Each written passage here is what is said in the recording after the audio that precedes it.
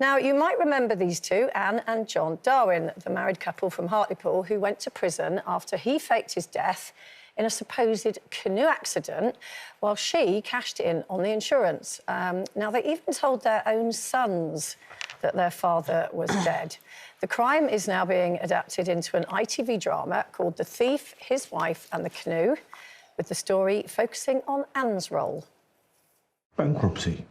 Yes. What are you talking about? You said there was only one sensible solution.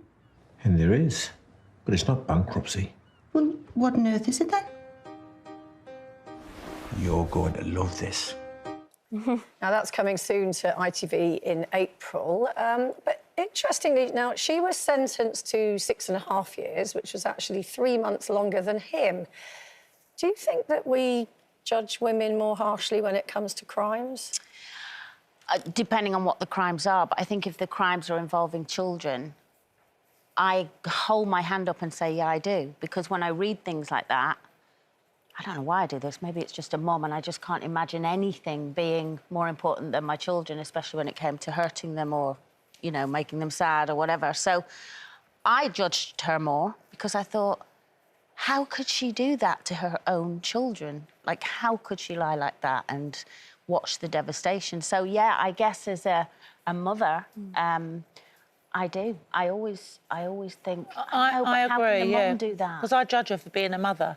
I mean, there's no way that any mother should ever tell their children that their father's dead. Yeah. And she's obviously put her husband before her children because she's stuck by his side when he's lied and hid.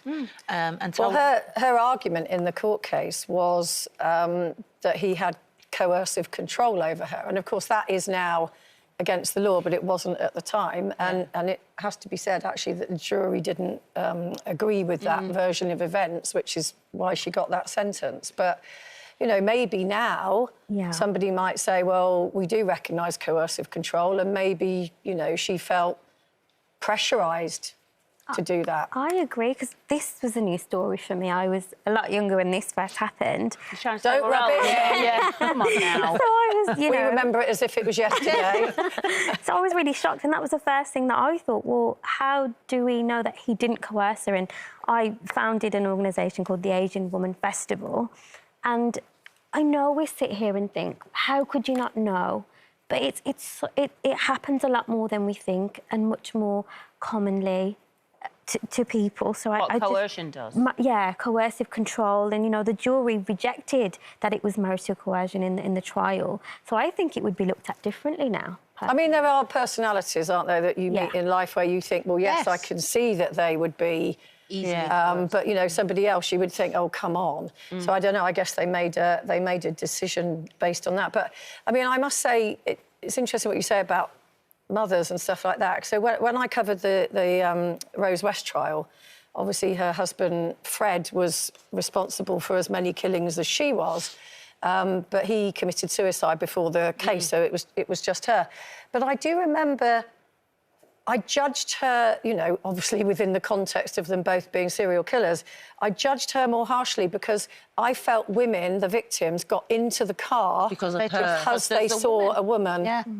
And they trusted her presence. And they thought they'd be safe, yeah. You know, because we are known as the nurturing sex, aren't we? Yeah, and it's funny because in this instance of this thing we're talking about, the sons now have forgiven the mother. Yeah. But they haven't forgiven the father. Haven't they? But that's like an unconditional kind of... And they probably recognise, actually, he coerced her into it. Yeah. They probably know their mum.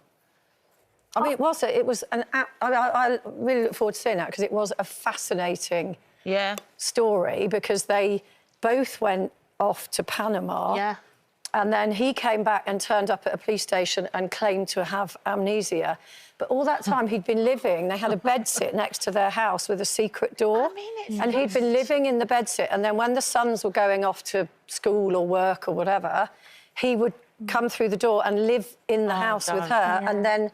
Just to get insurance. Just, I mean, that level of deceit. It's beyond belief, isn't it? Yeah. You know. And that's the thing, we'll never know what happened. And she could have been scared for her life. He was only next door. Maybe. Yeah.